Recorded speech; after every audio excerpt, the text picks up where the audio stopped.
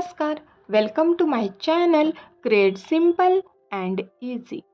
आपण आपल्या ज्वेलरी आणि इतर असेसरीज व्यवस्थित ऑर्गनाईज करून ठेवतो. पण घरात लहान मुलगी असेल तर तिच्या या सर्व वस्तू ऑर्गनाईज करणे म्हणजे एक प्रकारचा टास्क.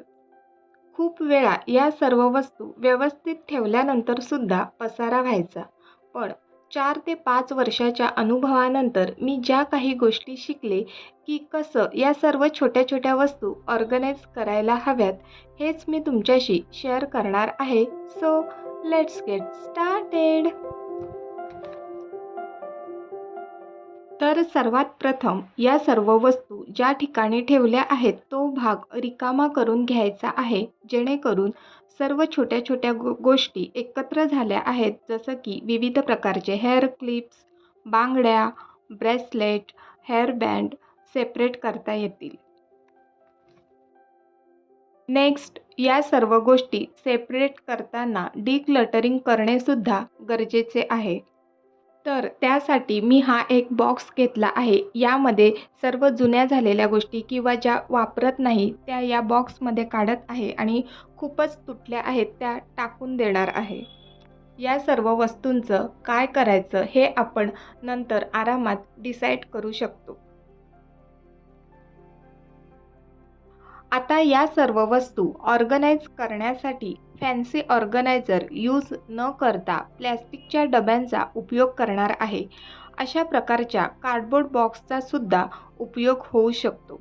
तर इथे मी 4 प्लॅस्टिकचे डबे घेतले आहेत. या डब्यांमध्ये ज्या सतत वस्तू वापरल्या जातात त्या ऑर्गनाईज करणार आहे. चला तर मग कसं ऑर्गनाईज करायचं ते पाहूया. तर अशा प्रकारे या सर्व वस्तू सेग्रिगेट केल्या आहेत. तर ह्या आहेत गळ्यात घालायच्या माळा, त्यानंतर हे सर्व प्रकारचे ब्रेसलेट्स आहेत, रबर बँड्ससुद्धा वेगळे केलेले आहेत आणि हे छोटे छोटे हेअर क्लिप्स आहेत जे की मी ट्रान्सपरंट पाऊचमध्ये ठेवलेले आहेत, जेणेकरून ते व्यवस्थित एकत्र राहतील आणि इकडे तिकडे होणार नाही. आणि सनग्लासेस आहेत. ऑर्गनायझेशन जर लहान मुलांसाठी करायचं आहे तर त्यांना ते घ्यायला आणि ठेवायला सोपं होईल असंच असावं. जर बंद बॉक्समध्ये ठेवले तर त्यांना शोधणं अवघड होऊन जाईल आणि शेवटी पसारा होणार आहे. म्हणून मी ह्या डब्यांना झाकण लावणार नाही. पाहताना असं वाटत असेल की हिच्याकडे खूप साऱ्या वस्तू आहेत. खरं तर एवढ्या साऱ्या वस्तूंची खरंच गरज नाही, परंतु बड्डे गिफ्ट, रिटर्न गिफ्ट किंवा मावशीने, आजीने, आत्याने आणि अजून खूप जणांनी प्रेमाने दिलेल्या या वस्तू आहेत आणि तिनेसुद्धा त्या जपून ठेवल्यात, म्हणून एवढ्या साऱ्या वस्तू आहेत. आणि ज्या घरात मुलगी असेल ना, तिथे ह्या साऱ्या वस्तू असतातच, हो ना? तर आता वळूया या साऱ्या बांगड्या आणि हेअर बँड्स मी कशा ऑर्गनाईज केल्या आहेत ते तुम्हाला दाखवणार आहे. तर त्यासाठी मी 2 बास्केट घेतले आहेत. माझ्याकडे हे ऑलरेडी 2 बास्केट होते, तर मी काय केलं आहे की ह्या बास्केटमध्ये ह्या सर्व वस्तू अशाच ठेवण्याऐवजी त्याला कंपार्टमेंट क्रिएट केलेले आहेत. तर त्यासाठी एका रश्शीचा उपयोग केलेला आहे. आपल्याला किती कंपार्टमेंट हवेत त्यानुसार आपण यामध्ये रश्शी लावून कंपार्टमेंट करू शकतो. तर व्हिडिओमध्ये मी ज्याप्रमाणे दाखवलं आहे त्याप्रमाणे रश्शी इन्सर्ट करून आपण हे DIY कंपार्टमेंट क्रिएट करू शकतो. आणि मी माझ्या अनुभवावरून सांगते की जेव्हापासनं मी अशा रश्शीने या बास्केटमध्ये कंपार्टमेंट करून काही गोष्टी ऑर्गनाईज केलेल्या आहेत, त्या खूप काळापर्यंत तसेच्या तशाच ऑर्गनाईज राहिलेल्या आहेत आणि त्या गोष्टींचा अजिबात पसारा होत नाही. जर तुमच्याकडे असे होल असणारे बास्केट असतील तर तुम्हीसुद्धा अशा रश्शीचा उपयोग करून कंपार्टमेंट क्रिएट करा आणि तुमच्या आवश्यकतेनुसार ज्या काही गोष्टी किंवा वस्तू असतील त्या ऑर्गनाईज करा. आणि हेअर बँड ठेवल्यानंतर तुम्ही पाहू शकता कितीही हलवलं तरी ते जागच्या जागी राहतात, अजिबात विस्कळीत होत नाही. आणि मागे जी जागा आहे त्यामध्ये मी काही मिसलेनियस गोष्टी जसं की पर्स आहे, काही पाऊच आहेत त्या ठेवल्या आहेत.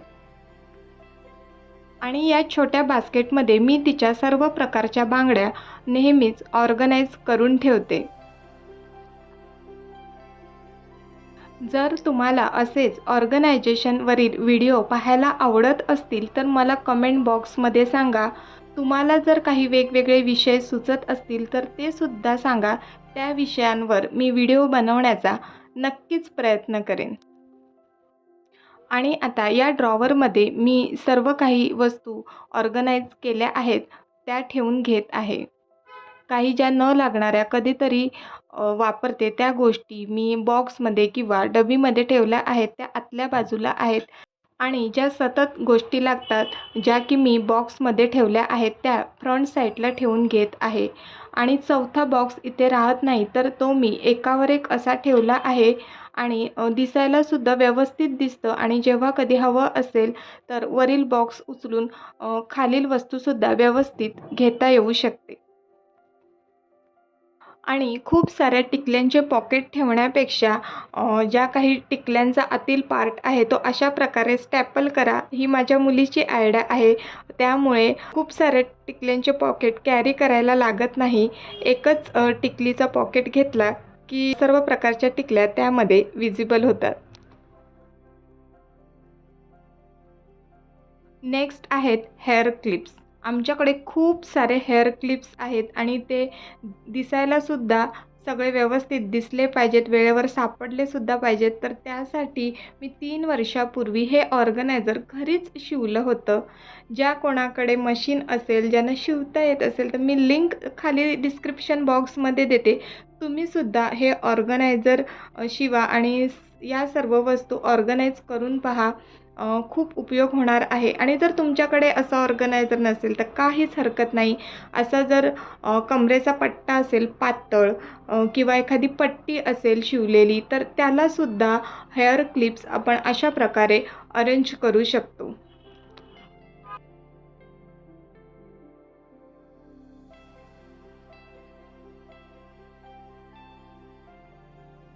आणि कपाटामध्ये अशी एक हुक पट्टी लावून घेतली आहे. तिथे ज्या काही गोष्टी हँग करायच्या असतात ते करते. तर तिथेच हे दरवाजाला मी ऑर्गनायझर आहे ते लावून घेतलेलं आहे. त्यामुळे कपाट उघडल्या-उघडल्या कुठला क्लिप घ्यायचं असेल तर ते समोर विजिबल होतं आणि ठेवायला आणि काढायलासुद्धा इझी होतं. आणि मधली जी पट्टी आहे तिथे मी हेअर बँड्स अडकवलेले आहेत. आज जे काही मी ऑर्गनायझेशन तुमच्याशी शेअर केलं आहे, मला खात्री आहे की तुम्हाला ते नक्कीच उपयोगी पडणार आहे. तर आजचा व्हिडिओ तुम्हाला कसा वाटला मला कमेंट बॉक्समध्ये नक्की सांगा. व्हिडिओ आवडला तर लाईक, शेअर आणि सबस्क्राईब करा. पुन्हा भेटूया पुढच्या व्हिडिओमध्ये. तोपर्यंत बाय बाय.